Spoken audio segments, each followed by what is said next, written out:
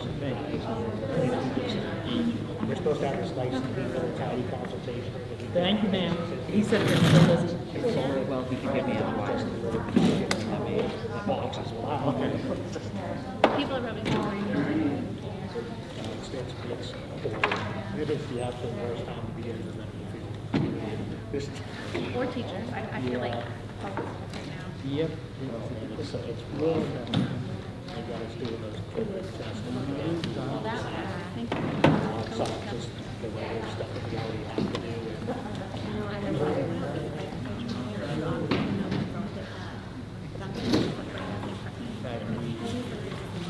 Oh yeah.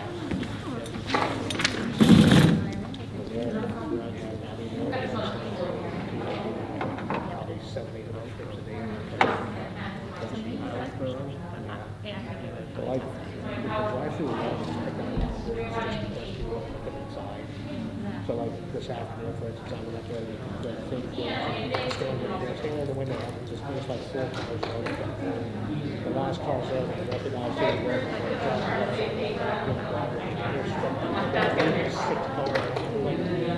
cars. I was super bummed. I had to We haven't done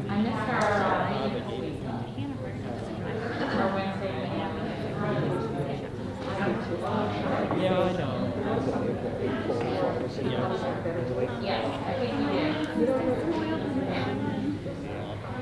But I tried to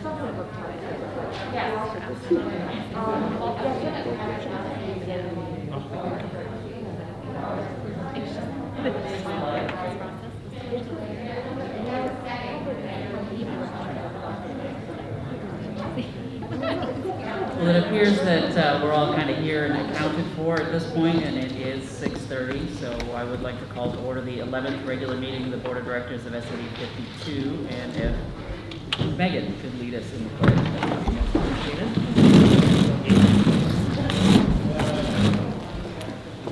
I pledge allegiance to the flag of the United States of America and to the republic for which it stands, one nation, under God, indivisible, with liberty and justice for all. Thank you. Our first order of business for this evening would be to act on the minutes of January 7th. Any errors or omissions noted on those? Seeing none, we accept those under general consent. That brings us to communications. Kim. Thank you, Betsy. I'd like to report the resignation of Amber Brackett, Ed Tech 3 at Turner Elementary School, effective January 22nd. I am also reporting the resignation, actually, retirement, the retirement of Tripp Middle School Principal Gail Marine, effective June 30 of this year. So, Gail was, you'll have to help me if I've got some of this wrong, Gail, but Gail was hired in 2008 as a half-time assistant principal, then hired in 2010 as a full-time principal, and has been there since that time. Gail has been instrumental over the years with the teacher evaluation system work that we've done. She has facilitated the administrative recertification process in our district, and she has taken care of our Sunshine Fund, which is no small amount of work. Gail has given her whole self to this work. She has put everything into being a great team member and supporting her staff and her students at Tripp Middle School. And we're really going to miss you, Gail, and your leadership. Luckily, we still have 5 months to go before that happens. And I'm not going to say everything now, but I'll say later. But we are really going to miss you.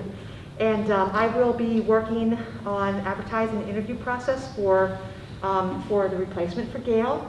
Within a couple of weeks, that process, of course, will include staff from Tripp Middle School. It will include administrators. It will include board members. So more information will be coming forward about that process. Thank you, and thank you, Gail, for everything you do. We'll have to, as Kim said, we'll have to make the most of these next 5 months, for sure. So, thank you. Adjustments to the agenda? None. Moving right along to committee reports. Finance. Yuri's not here this evening. Michelle? Carlos? Yeah, not bad.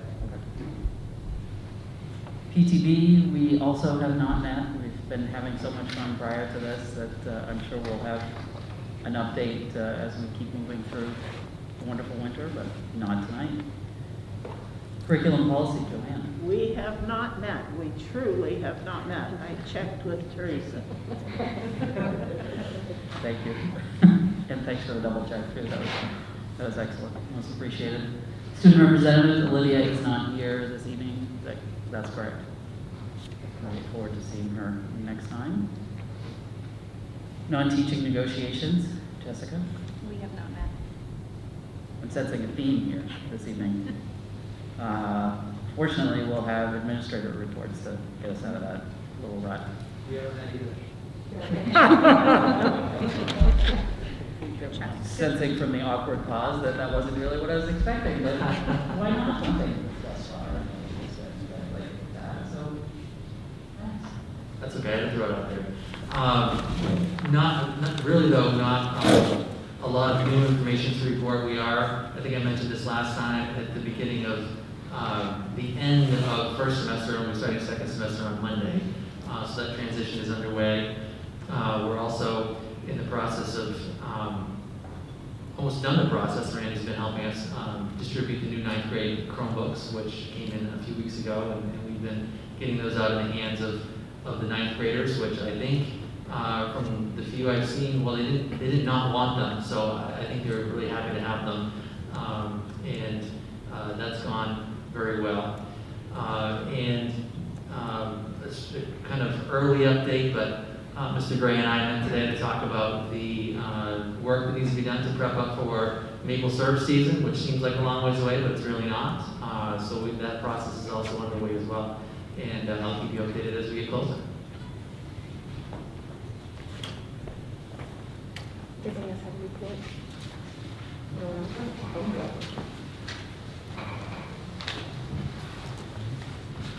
We're working in reverse order from oldest to youngest, so I'm next. So at the middle school, there'll be no singing today. At the middle school, our grades close tomorrow for trimester 2, midterm trimester 2. And so what we've done this year because of the pandemic is we've mailed those home.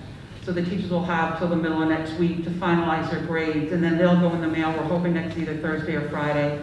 So the families can get the report cards no matter whether their child's remote, cohort A, cohort B. So that's what's happening there. We're also, at Christmas, we did a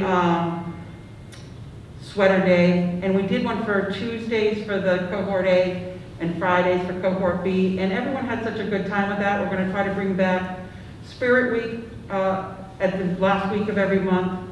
So hopefully we'll be able to pull something together for next week and continue that for the rest of the year.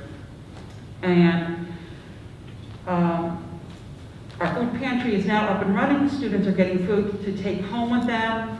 Students that are remote that need it, we were making connections with other community members to make sure they get those foods. So that is up and going well. We had several good donations this fall, so we were able to resupply it with the food that the kids have asked for and recommended. I think all of us have said over the fall that our discipline is way down. And it's true at the middle school too, because the middle school is such a fun place. We do usually have a lot of incident reports. So I did a comparison. Now keep in mind, last year we had 330 students. This year we have 280. So we have 50 less students this year, but the drop is so dramatic.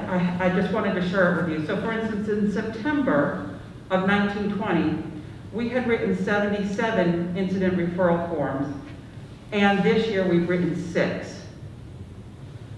And in October of 1920, we wrote 153.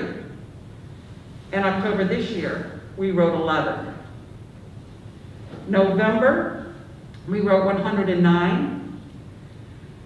And this November, we wrote 13. And December, we wrote, of 1920, we wrote 79. And this December, we wrote 22. So in the same 4-month period, last year, we wrote 418 incident referral forms. and this year we wrote 52. So this smaller class size is helping kids stay focused on their skills, stay engaged in their learning, and it's just been a positive for all of us. And we haven't suspended anyone. I'm knocking on wood on that one because that's going to jinx me. But we're down 87% from last year. Those were just staggering numbers for me. And so I'm trying to pull pieces of good things that are happening, and this is one of them. The smaller class size is really making a change in what is happening in that space. And that's what I got. Any questions? Thank you.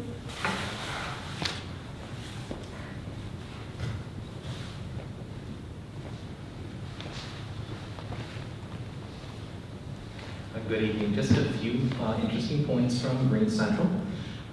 First of all, this month we are doing our monthly theme awards. The January theme is leadership. So very soon, toward the end of the month we will be announcing and providing certificates for students who demonstrate strong qualities of leadership among their peers. So that is forthcoming. Obviously, we're not doing it with a giant assembly, but we do it with the PA in the building, and there's a simultaneous awarding of a certificate. Thanks to the board's approval, we are moving forward with the Bill and Marion Vero Scholarship, which is acknowledgement from one student in each of our classrooms from grades K through 6. And the Veros are wonderful advocates of education. And essentially, we're getting those donations from their daughter, Dr. Heidi Vero, and it's done in honor of her parents. And they have essentially said, use it how you see fit, which is that's wonderful. So we sort of pass that on to the teachers, and it might be a student that has excelled in academics. However, it might also be for a student who is demonstrating most improved grades or tenacity well above and beyond what you might expect, or whatever. So we're being really flexible about that. The teachers are really contemplative about which student in their classroom is going to get that award, and we hope to continue that at least twice a year. So that donation. And then lastly, at this time, we have a grassroots effort from the staff to make Valentine's cards to give to the residents of a local senior living facility. So just make sure that they realize that there's a good connection between GCS and some of the residents of the town, and then the fact that even during the pandemic, they're certainly well thought of. So those are some basic things going on in Green. Any questions that I might be able to answer? Okay, thank you very much.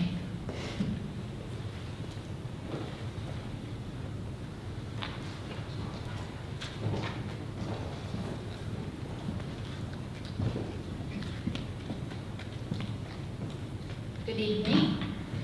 At Turner Elementary School, we are focusing on tolerance right now. That's our theme and our word that we're looking at. Kids and teachers are talking about what it looks like and sounds like to demonstrate tolerance. It's hard to say both and both. So that's our theme, and we'll be recognizing students who have done a wonderful job displaying that. We do have all of our large screen TV for part of our TV projects that are all installed in all of our classrooms now. It's for the Chromecast, which is used as a teaching tool, and that's been just huge for engagement for students. So teachers have tablets and they're able to project to that and use that, show videos for lessons. I'd say a one-to-one devices, well, I got a picture today that the cases came in. So I feel like maybe the computers are somewhere nearby. They might be coming in as well. But I will say that having, as you know, we have all of our students have a one-to-one device using our older models.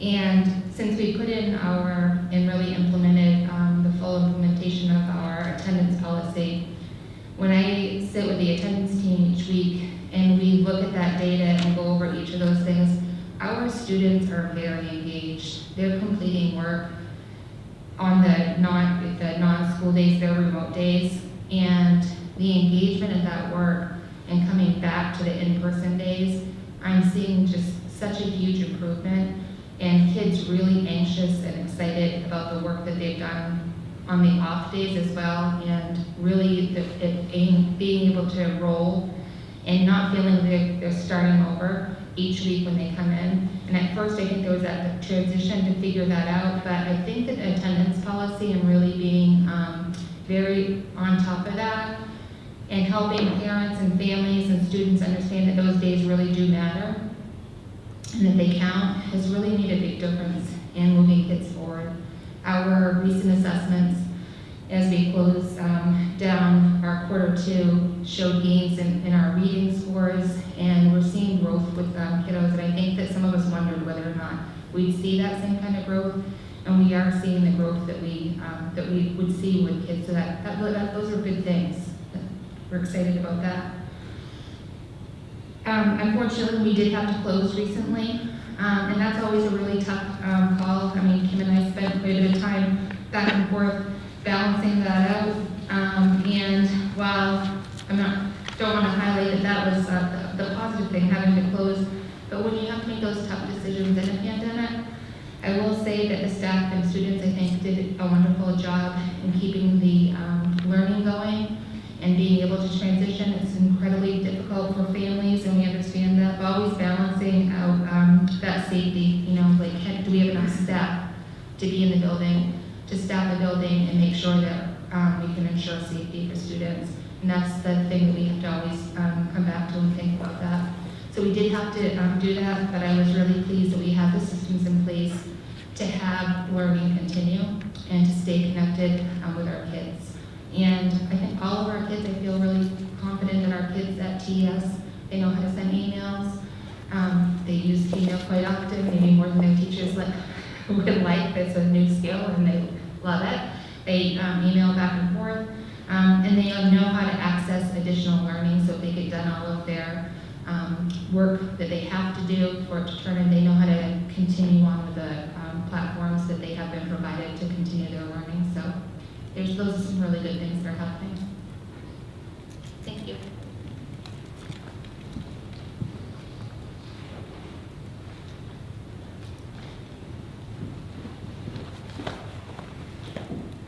Good evening. So Turner Primary School is wrapping up Q2. We just finished with Q2, so we're wrapping up our assessments. And similar to TES, we're seeing some students making some excellent gains, which we're really excited about and that we can celebrate.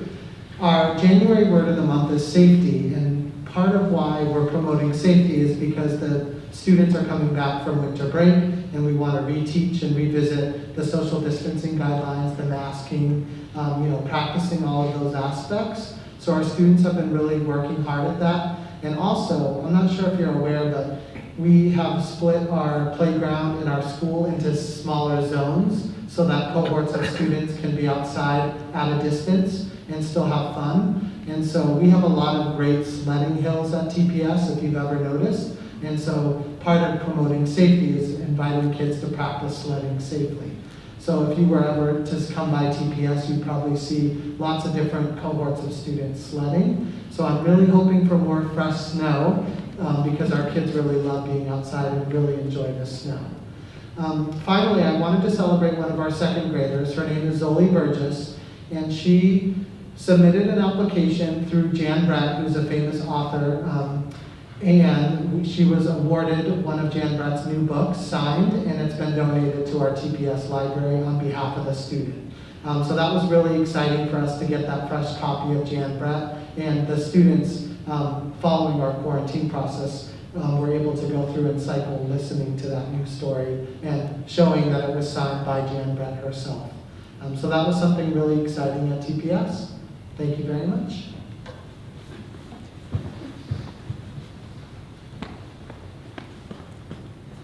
So I didn't jump up first because when I first was thinking about it, it's very quiet at school these days, and so it didn't pop in my mind that lots going on. But listening to all my friends there, I'm like, oh, we're doing this, we're doing that. So we do have a few things that are going on at Leeds. One of the greatest silver linings for us is that we have not had close yet, again, knock on wood. We had one little tiny glitch where we had about 40 students and 11 staff members out for a couple days in December, but I kind of thought we'd come back from Christmas break and maybe go through something similar again, and we haven't. So we're doing great with the attendance on the in-person days and juggling, as people do have to quarantine or whatever, but we're making it work and it's happening. So we're just so grateful that we've been able to keep the building open and not have to shut down completely for anything yet. Somebody said something that reminded me how much the teachers are really enjoying these small classes that they have, how they really get to know those children, and so much more learning can happen because there's less disruptions. And I don't have the actual data like Gail does, but I can attest that our incident reports are way down, probably at least as much as Gail's are. Usually I have staff of them, and I have somebody who is on the PBIS committee that has to data enter them, but I've just been handling it this year because they're so few and far between. And we're able to give those kids that need that extra little attention some interventions that can help them. So that has been nice, having these small classes. And similar to PS, we have the playground divided into small groups. There's, each cohort stays in its own area, and they each have an adult watching them. So maximum 10 kids to an area with an adult, and sometimes even less than that. And we used to only have one area of the playground where we go sledding, but because they have to stay in their zones, they're learning to sled all over the place. But the snow is perfect right now for that, because you can even sled on your snow pants right now, and even without the sled itself, it's so slippery. So yeah, the safety thing is really big too, about making sure they're safe. But it's easy enough to do because of the ratio of staff to students right now. We do have to make some tough decisions, things like no Valentine's Day parties, but we did that as an admin team so that we're all giving the same message. So we're going to do some dress-up days, similar to TES. We'll have a couple of cohort A and cohort B dress-up days for Valentine's Day this year instead of exchanging Valentines and such. One of the things I am working on, similar to Kelly, is attendance plans and remote plans for kids that were struggling to engage on their remote days, and that is having an impact. Those conversations are making a difference, and laying out the expectations of what the parents need to do to help and the student needs to do in order to get things done, and what the school is doing to provide support is really helpful. So that's been my big focus, I guess, for the past few weeks. And another thing I'm trying to do is really maximize the amount that our ed techs are able to work with students on their remote days, the ones that need extra help one-on-one. So we're really working hard to figure out the schedules and every little free spare moment that people have when we can make connections with kids. One of the things that happened yesterday was we had a couple of grade level meetings, and staff were sharing with one another some of the things they've learned and the different techniques they're using. For example, in 4th grade, one teacher shared how he's using Google Hangouts with his kids in order to get them to do group projects remotely. And those fully remote kids too, they really do miss their peers. So that's a way you can monitor their conversations in small groups, and it's pretty interesting how she's using that. And then another teacher shared how she uses Screencastify to do her remote lessons for math classes on the fully remote days for her kids. And that way she's able to get more math instruction in than just the 2 days a week. So there is some excellent stuff going on. It's been a different year than ever, and I can't wait till it's over, but I do also see a lot of silver linings, and I'm looking forward to the way education will change in a positive way from all the things we've learned this year. Thank you.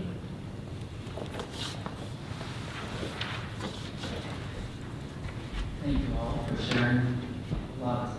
Lots going on all the time. I'm sure, even though there are days where it looks like that little duck that's on the top of the water, there's lots going on underneath. So thank you for keeping up the great work.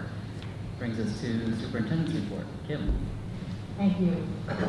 So we talked a little bit about this at our last board meeting. We are expecting to receive ESSER 2 funds, and we will have those funds.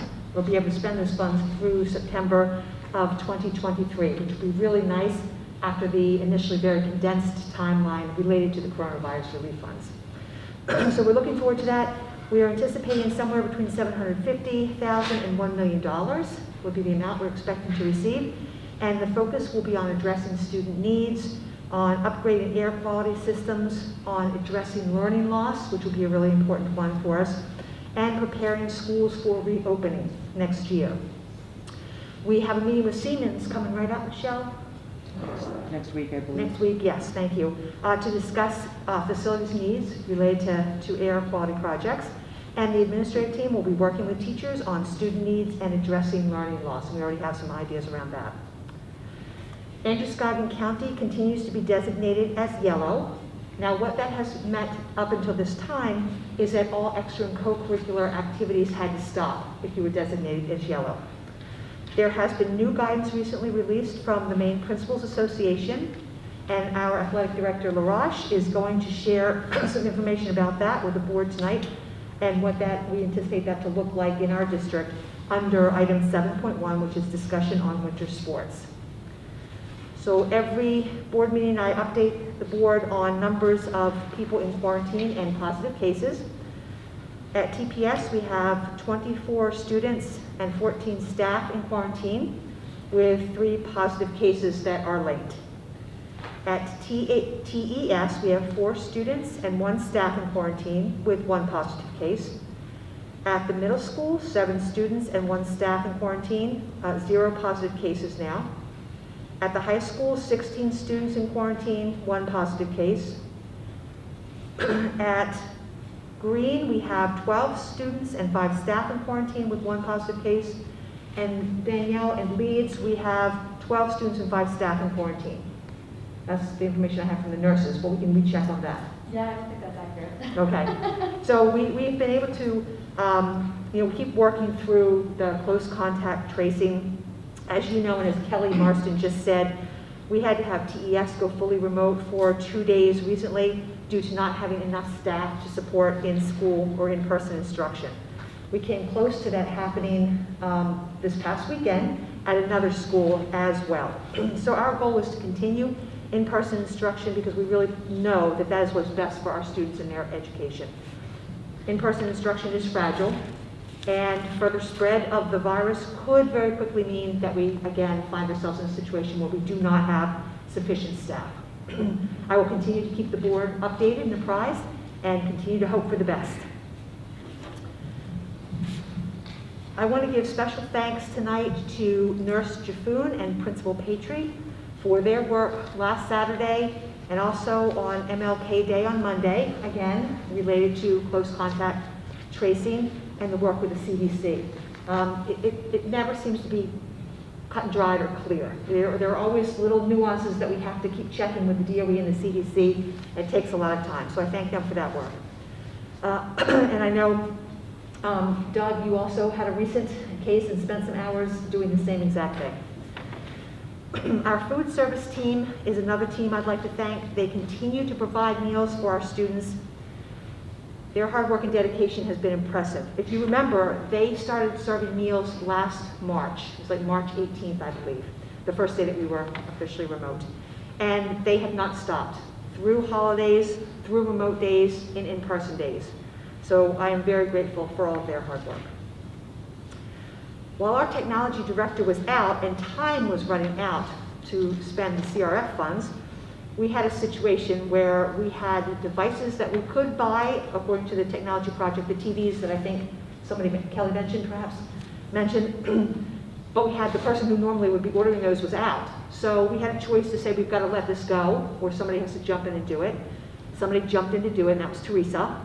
And Teresa spent a lot of time with vendors all over this place, finding what we needed for that project and arranging delivery and getting that taken care of.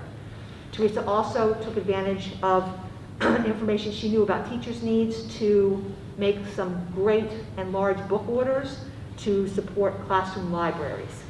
Again, all of this is under duress, basically, because of the short timeline. We've had really positive feedback about the book order as well. So, Teresa, thank you for jumping in. Chairperson Bullard told me that the board would like to have more information on the curriculum work that we're doing in the district, as well as the staff development that's happening, and we're really happy to provide that information. That's the need of what we're doing, and we're interested in that especially.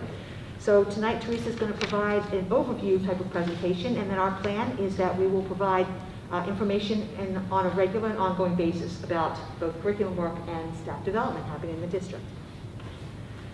Winter convocation for superintendents was held on January 14 and 15 and included some good sessions on bills that will be in front of our legislators this year, as well as some information on negotiations and budgeting in a pandemic.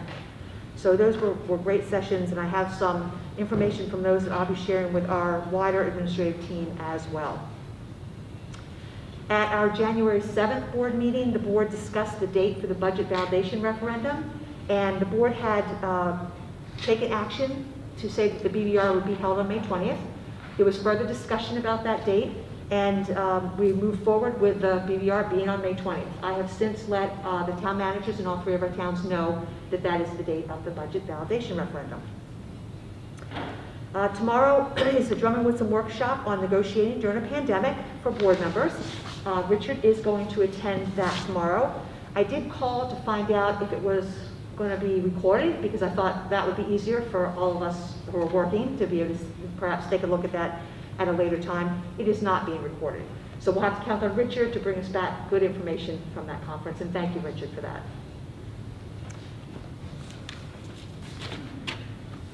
On this Monday, Western Maine Superintendents Association is holding a coffee and conversation with legislators. Vicki Wallach from MSMA will speak about the upcoming bills.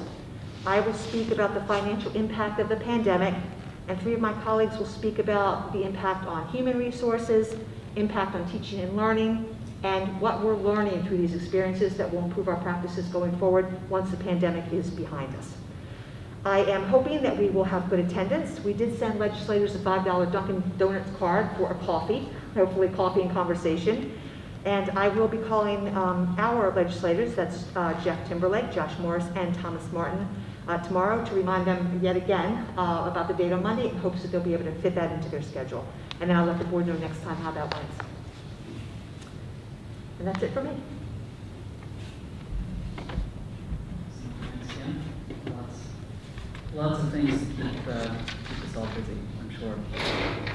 Brings us to public comment. Do we have any public wishing to comment at this point? Going once? If not, we will move on to old business. Old business 7.1, discussion on winter sports. I will turn this right over to...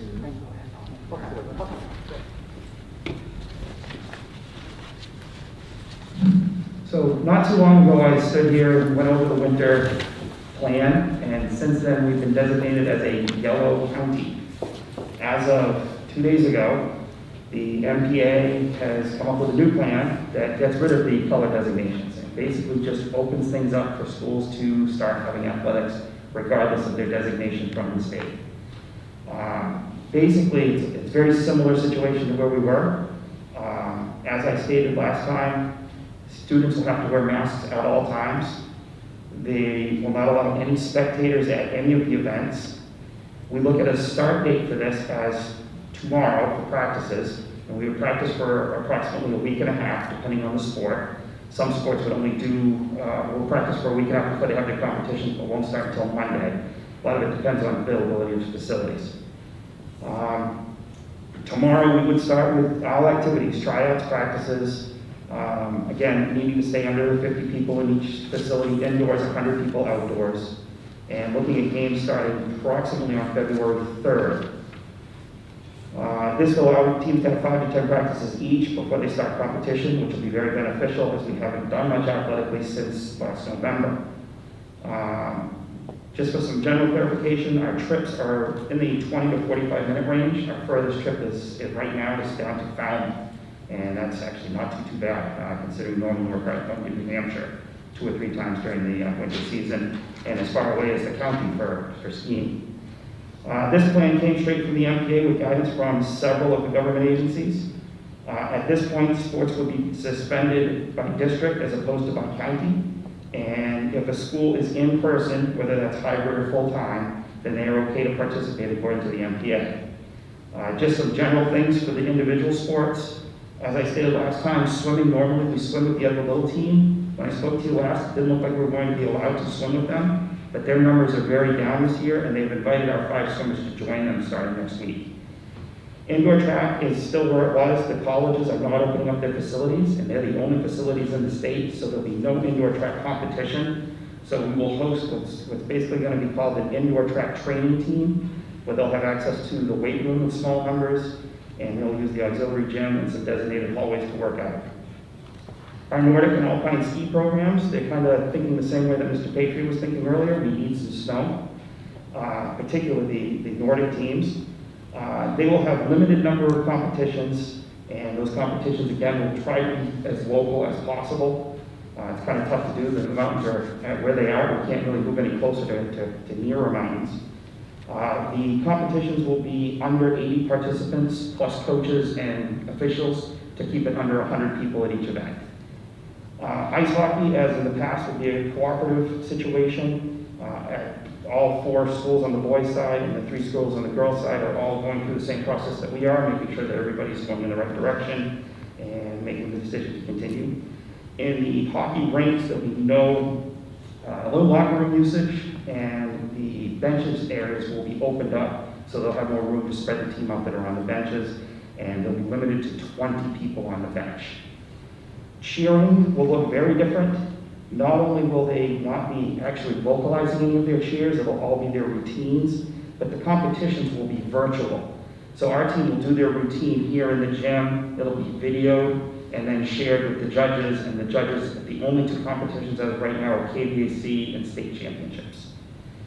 Basketball, it basically will resemble what we did in the fall, except they'll be wearing masks. There'll be a limited number of people involved, no spectators, no community water supplies, longer bench, basically the same things that we did in the fall, except they'll be wearing masks.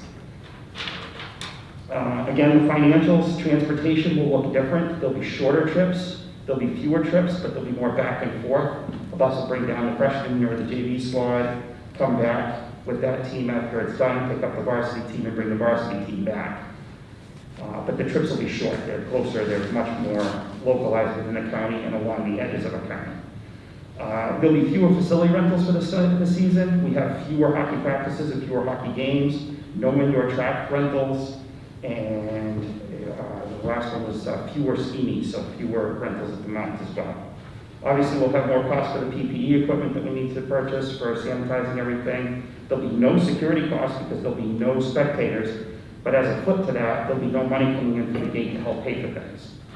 The other factors, as long as we have no outbreaks in the district that will shut us down immediately, we should be able to continue our athletics. As long as we remain in person, and whether that's hybrid or full-time, we should be able to continue to go forth with sports. But as soon as we go full remote, we would have to postpone and cancel anything in that period. And at this point, I will hand things back over to Mrs. Brandt, and I'll stick around in case there are any questions. Sure. Thank you, Ryan. So this information is brand new, as you hear, and we wanted to keep the board apprised. The purpose of Athletic Director LaRoche's presentation this evening was really to share information to the board about how this can be done as safely as possible in our district. Just a reminder, the board took action on August 27th to move forward with sports following the requirements and recommendations put forth by the MPA and other agencies. We have continued to align with that board action. So no board action is requested at this time. Questions? Yes. I think this was asked once before, but I can't remember the answer. So when you say fully remote, are you talking specifically Levitt, or if TES goes remote again, does that shut everything down? Just the high school itself. Okay. Yeah, the way to get to home. Other questions? So I was contacted with and shared some of these with some concerns about what the implications of this are. It seemed initially that the red, yellow, and green kind of graphical illustration of where we were as district provided us some guidance on how we're handling some things. This removes some of that guidance, presumably until we get to the point where we're red. And I am perhaps not as sophisticated as some, but that seems a little bit like shutting the barn door after the horse is out. So I would be interested to hear what other folks, either Mr. LaRoche or Mr. Shaw, feel like this has for implications around the hard work that's being done every day in our schools to make sure that we can continue to provide in-person instruction, and the hard work that's going on in lots of households around our district to ensure that we can continue to avail ourselves of said in-person instruction.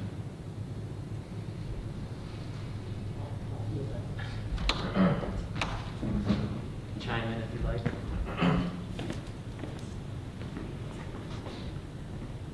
So it wasn't a very long walk from there to here, so. Betsy, I think you highlight some of what has been a litany of contradiction for about the last 10 months in regard to what can and can't happen and when it can happen, and then things change seemingly sometimes from one day to the next. But this was, I think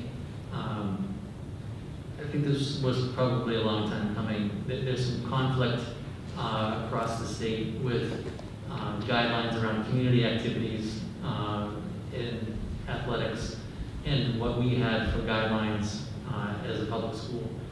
And I think this is more in line, or this is exactly in line with the community sports guidelines that are out there and have been in place for quite some time.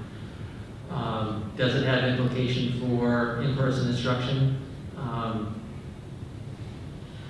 It may. I mean, like you said, it's a little bit like shutting the door after the horses are out, but I don't think there's been any indication that in the green counties, there had been some numbers rising in those counties at the same time that they were doing athletics, and I don't see that that had any implication on their overall numbers across the county.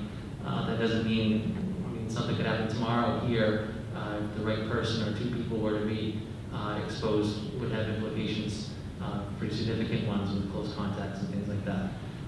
So I'm not even sure that gets at your answer to your question, but it fits in with the mashup of,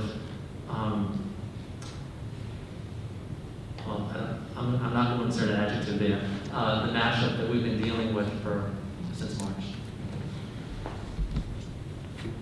Other questions, or Kim, did you want to weigh in? Well, I think what Evan just said is pretty accurate. We were taking a look at the numbers of cases every single day. So 701 yesterday, I think it's close to that number today. We've had a couple of days recently when it's been over 800. So we know the cases are rising.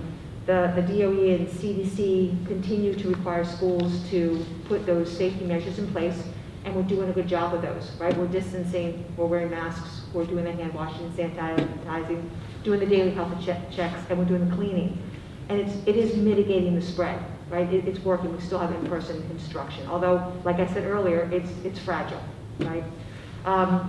So we know that those things are happening. What we don't know is what would it mean, right? Will practices cause further spread? We don't know that. We do know that practicing athletics are good for students. We do know that people have been wanting to practice as long as as the pandemic has been happening. And it has come to my attention, when I say it's come to my attention, I've just been told, that there are members of our community who are making choices to continue to participate in large gatherings and not wear masks. And there are people in the community who are choosing to let their children continue to gather for parties and overnights and things like that without masks.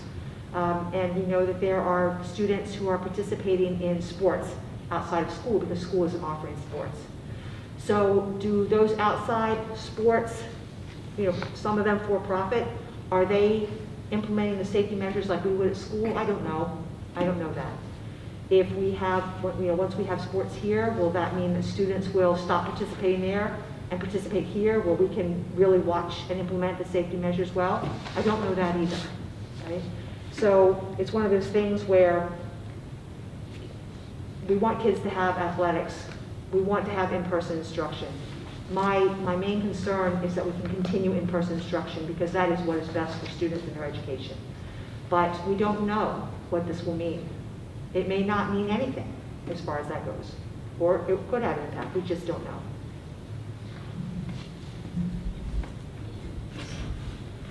So I know you're not asking for action from us, but I just wanted to share that I had been contacted, and I don't know if anybody else was, but by several people today. And I'd say it was 50-50, people really in favor of going forward with this, and those that were really against and nervous about what this might mean for their in-person instruction for their children. So I think we should all be aware that there's people that are on both sides of this fence. Yeah, I would echo that as well. I think it would be extremely helpful for this board to get some clarity in the coming days as far as absent red, yellow, and green, which is simple to think about, but maybe it's not that simple. What are the exact tracking measures that are going to be in place to say, okay, so this is super, it's fine, like we all hope that it will be fine with measures in place, that it's all going to be hunky-dory and we'll all be better off because we're playing sports again and kids will have another activity that they had to give up.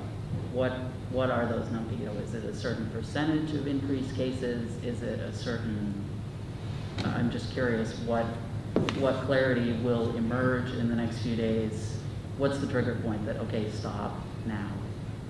Because that doesn't seem to be a component of this initial foray into yet another piece of the, I think mashup is a lovely, polite way of putting this whole last 10 months. So Betsy, I would say that I do believe that there's likely to be, I know that there's further discussion happening and likely to be some further information that comes out in the next week. I think that it would be more around discussions around what it's going to mean for playing games versus practices, right? When we're practicing with our own students, we can put those safety measures in quickly. But I do think there are continued discussions around this, so I do anticipate more information, and we'll be able to update the board as more information emerges. As Ryan said, if we have a school need to go fully remote, then everything stops for that period of time. So there is that piece. Other questions, other discussion?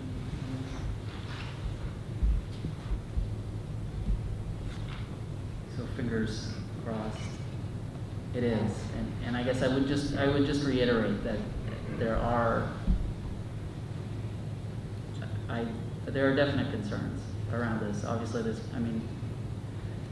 concerns with like leaving the house at this point. So this falls into that whole big basket of fun things that we get to worry about that we wouldn't have worried about a year ago. So I think it's really important that we as a district honor those concerns that are out there in our community, and that there are folks that are making some pretty interesting choices and pretty interesting sacrifices in order to make sure that their kids still get to come to in-person instruction. And 2 days is a lot better than no days, but it's still not 5 days, and it's still not exactly what we would like to see.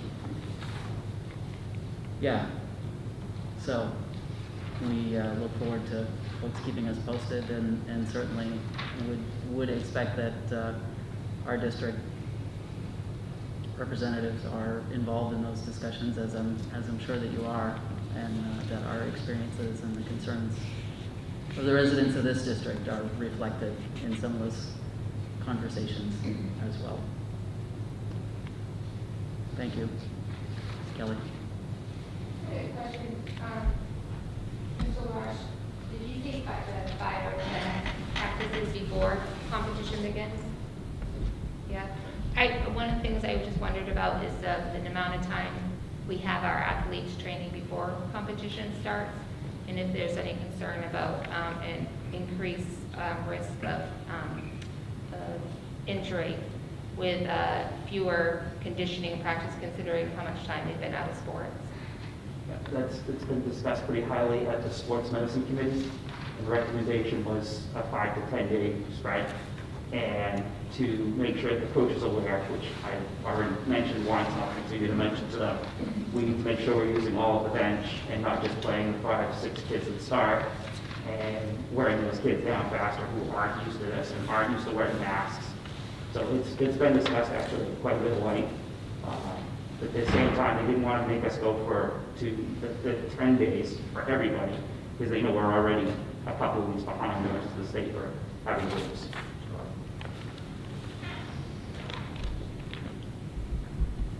Anyone else? Thanks, Steve. That's it. I don't want to belabor, but I think it's important to just acknowledge your concerns and let you know. I saw some head nodding while you were talking, and let the board know that those are all concerns that Ms. LaRoche and I discuss on a regular basis, and we share the very same concerns. Thank you. And again, like I said, I'm confident that you folks will share with whatever the governing bodies that are launching into some of these decisions, and certainly as we talk with our folks at the Department of Education, and would be super if things were coordinated. That would be, seems aspirational at this point, but we can dare to dream. So thanks for continuing to participate in that process and keeping those concerns in mind. So we'll look forward to keeping our fingers crossed and hoping that this is a positive for our athletes that are able to play again. So it brings us to the consent agenda, which looks shocking and complete this evening. And if I could figure out how to take the paperclip off of my paper, I could move on to the next item. Brings us to 9.1, presentation by Assistant Superintendent on curriculum work being done in the district. And thanks for this evening. This is an option of some earlier conversations we had.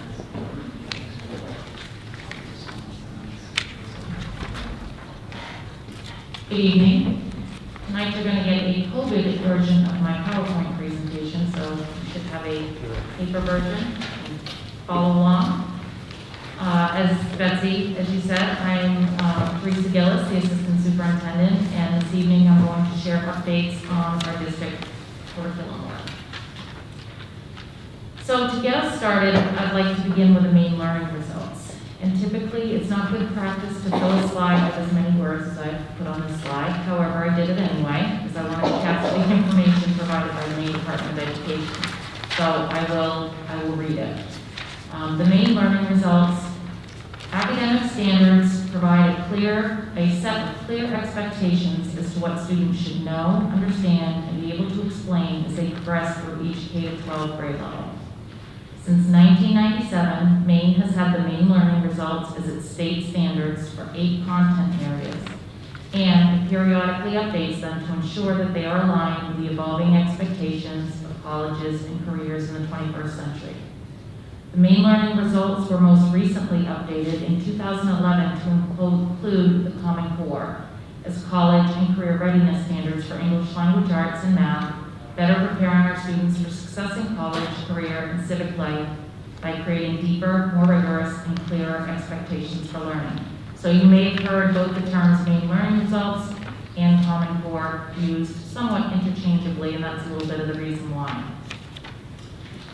The updated standards, adopted after a public process in 2011 and fully implemented in the 2013-14 school year, emphasize more complex content and concepts and the development of needed real-world skills like problem-solving, collaboration, critical thinking, and communication. And these skills are imperative for our Maine students to succeed and our state to thrive. The strengthened standards set a high bar for all Maine students, no matter their school.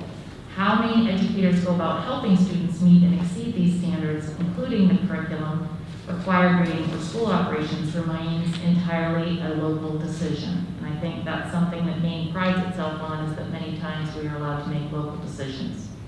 The 8 content areas in the Maine learning results are career and education development, English language arts, what we call ELA, health and physical education, mathematics, science and technology, social studies, visual and performing arts, or VPA, and world languages. So I thought that it might also be helpful to provide some terms that we use in education that are connected with these main learning results. Last week, Dee Saucier, who is an elementary literacy specialist at the Department of Education, met with our grade level leaders to review the changes specific to the ELA curriculum, to the ELA standards, sorry. And as part of our work, she provided us with these definitions, so I'm going to show you, I'm going to share the definitions and then show how they apply to the curriculum and to the work that we're doing. So strands are really a broad body of knowledge and skills that students need to become lifelong learners. So in our ELA standards, the strands are language, speaking and listening, reading and writing. In math, we have 4 strands: quantitative reasoning, algebraic reasoning, geometric reasoning, and statistical reasoning. And then social studies includes geography, history, civics and government, and a new one, personal finance and economics. Standards are really broad statements of learning expectations that reach across grade levels and grade spans. And then performance indicators are specific indicators of skills that are considered in the work towards demonstrating measurable articulations of grade level knowledge that demonstrate what a student understands and can do. So if you look at the slide that at the top says grade level 3rd, this is what those definitions look like in application. So I took this directly from the main DOE social studies page, and this is a geography strand. So if we follow this through, the grade level is 3rd grade, the strand is geography within social studies. The standard is that students draw upon concepts and processes from geography to understand issues involving people, places, and environments in the community, Maine, the United States, and the world. Now we get down to the performance expectations, which is what the students have to do. Students must understand the geography of the community, Maine, the United States, and various regions of the world by explaining that geography includes the study of the Earth's physical features, including climate and the distribution of plant, animal, and human life. And then another performance expectation is that students understand geographic aspects of unity and diversity in the community and in Maine, including Maine Native American communities. And this piece around Maine Native American communities was newly added into these new social studies standards and goes throughout all the strands. By collecting, evaluating, and organizing information about impacts of the geographic features on the daily life of various cultures, including Maine Native Americans and other cultures and communities. Does anybody have any questions yet? Do you want me to keep going? All right, there'll be room for questions at the end. Yeah. So we have some more working definitions from Dee. And this, for me, as an educator of over 30 years, really, when I look at these working definitions, it really helped hone things for me and make them even more clear. So curriculum is a locally developed, detailed plan for day-to-day instruction that includes many resources. It can be the units and lessons that teachers teach, the assignments and projects that are given, the programs, books, materials, videos, presentations, all used, the tests, assessments, and other methods that we use to evaluate student learning. An individual teacher's curriculum, for example, would be developed based on specific learning standards, lessons, assignments, and materials used to organize and teach a particular course. And in local level control states, such as Maine, the curriculum is developed based on standards and performance expectations from the state level. So we take what the state gives us and we bring it down to our level.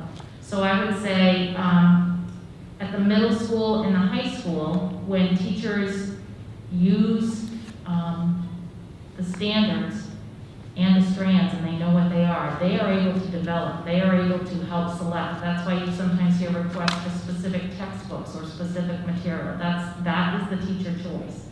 At the elementary level, we have grade level leaders who help us facilitate this work, because if all the third grade, if we stay with grade 3, if all the third grade teachers were picking what they wanted, then when the students came together in the middle school, they would have had different experiences. So we really utilize our grade level leaders to help with this.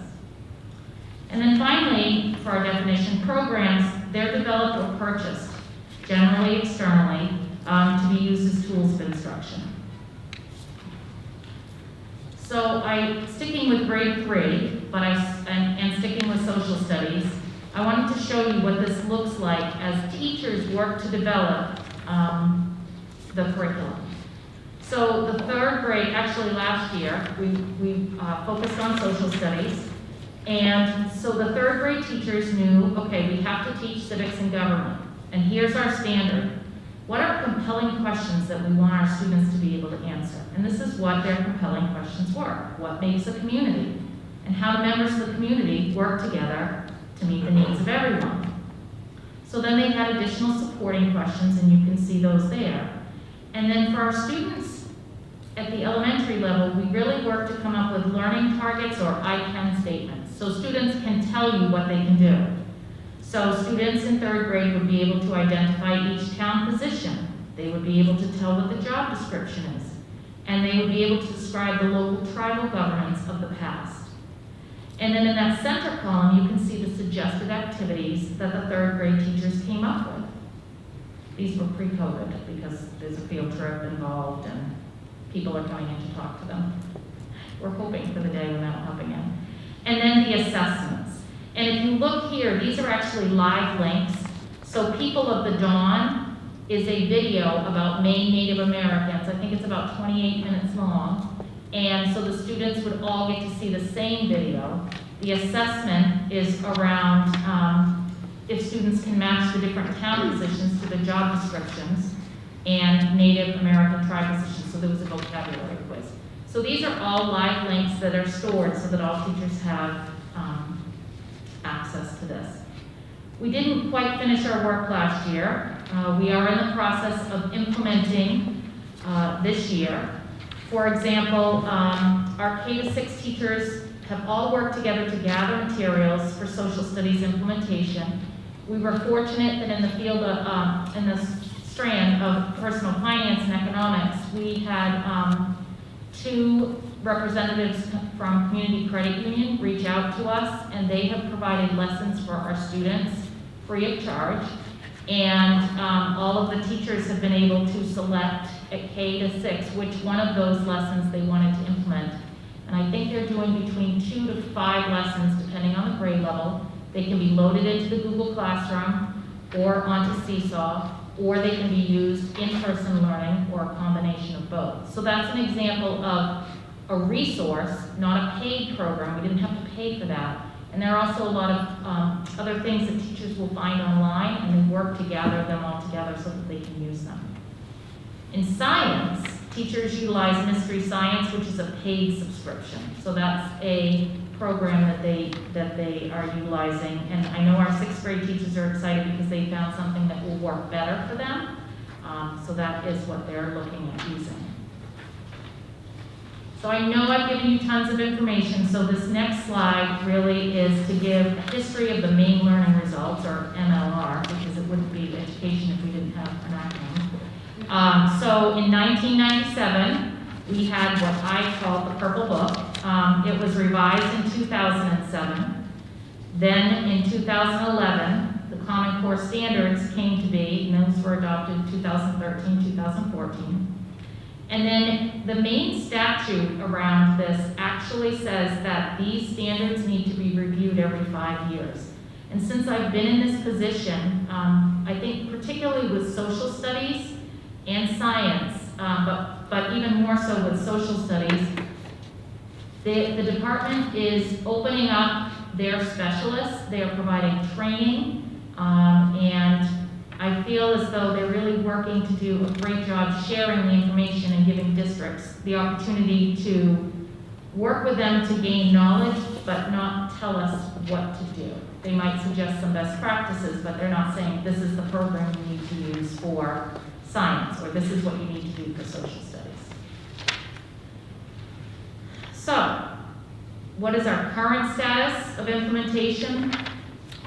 So our science was, in order to adopt science, there was a curriculum committee that was put in place in our district, and they adopted the next generation science standards, which are still in place. And you'll see from the state that on the previous slide, the 2018-2019 review, they stayed with the next gen standards. Those didn't change.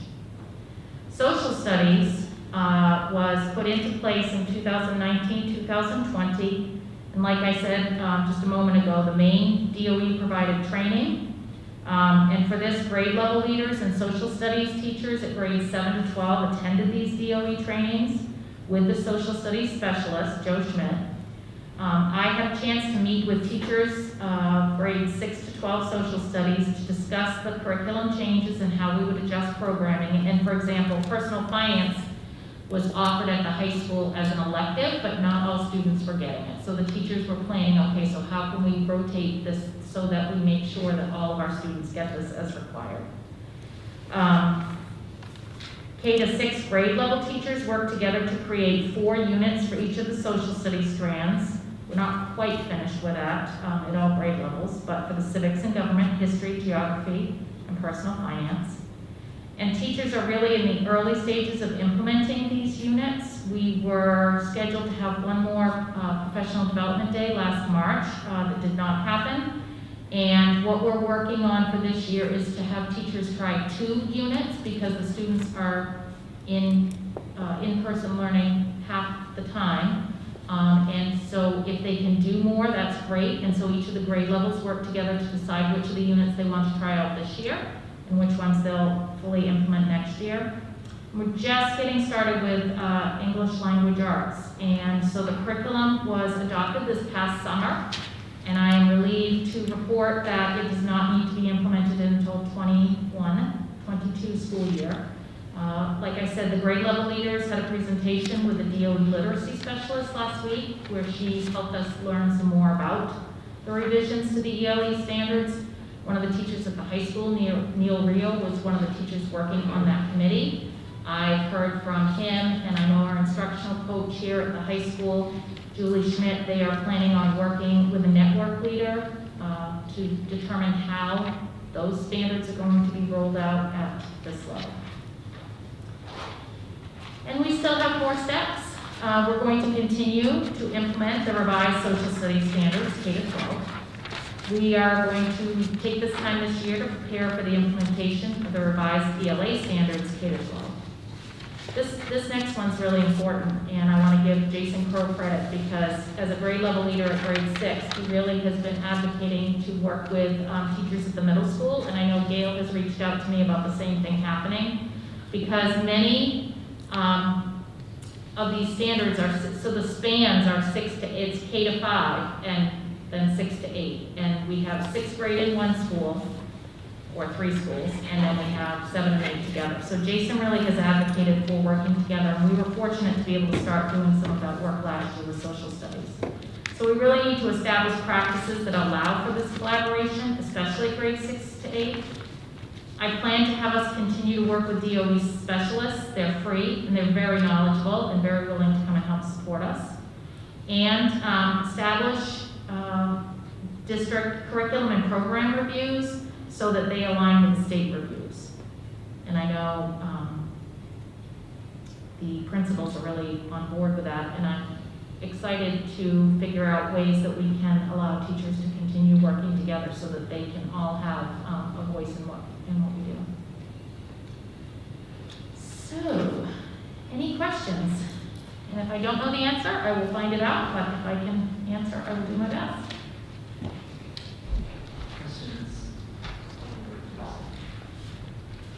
That was a lot of information. Thank you very much.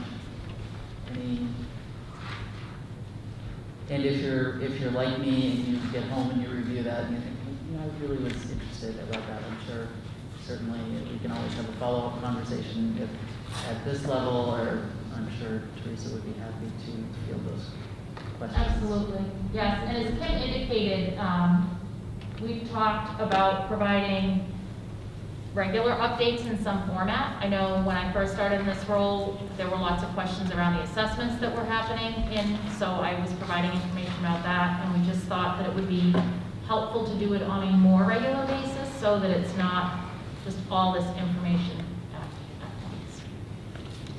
I would agree with that. Very, very helpful for the board. Nobody enjoys the deer in headlight sort of look when and this helps, but, or at least it wouldn't be because of these things. I mean, I can't guarantee that. Anyways, Kim. Yes, thank you, Teresa. And I was going to add that the goal number 5 in our strategic plan is based on learner outcomes as well. So the work that we're doing is tied, obviously, with the state, but also with our own internal strategic plan. It's almost like it all fits together. It's crazy. But thank you for continuing that. Our remaining agenda items are executive sessions.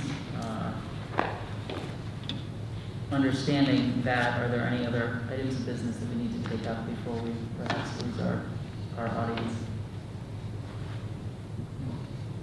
If not, I would entertain a motion for our first one, 9.2, and that is a request for an executive session to discuss Tri-Town Education Association negotiations pursuant to 1 MRSA squiggly 4056D. So moved. Second. Carlos and Richard, all those in favor? Unanimous. Thank you. And thanks, folks, for